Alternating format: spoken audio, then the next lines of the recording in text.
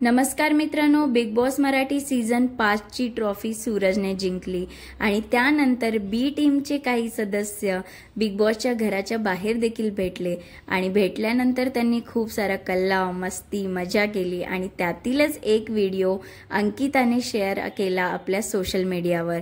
तर चला मग बघूया काय आहे व्हिडिओ हा।